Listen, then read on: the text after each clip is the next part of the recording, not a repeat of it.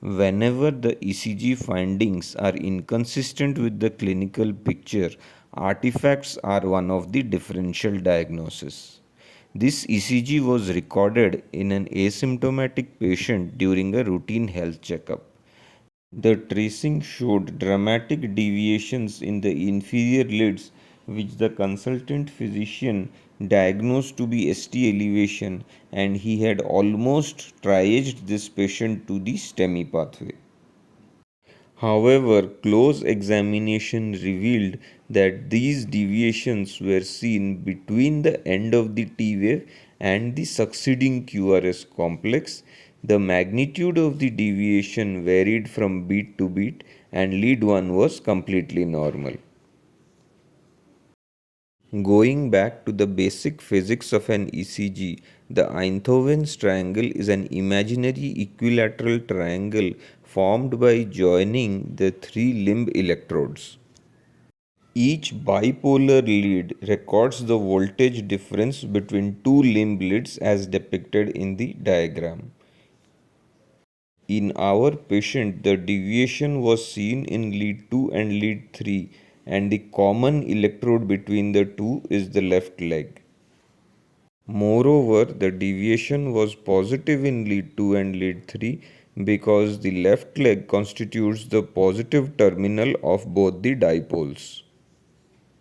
Since lead 1 does not involve the left leg, it remains unaffected.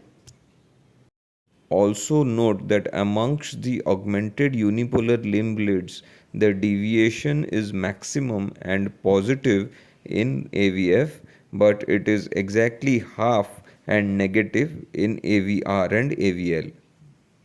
According to the Goldberger equation for voltage calculation in augmented unipolar limb leads, the left leg forms the positive terminal of AVF and contributes half of the negative terminal in AVR and AVL.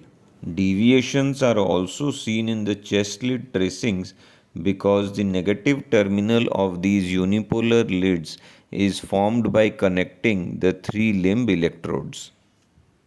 Note that the amplitude of the deviations is identical in all six chest leads but smaller than in AVL and AVF. A repeat ECG of the patient shows a normal tracing. An artifact which is present in 11 of the 12 leads with one limb lead showing a completely normal tracing and synchronous with the cardiac cycle is because of a pulse tapping artifact wherein the limb electrode is placed directly over the artery.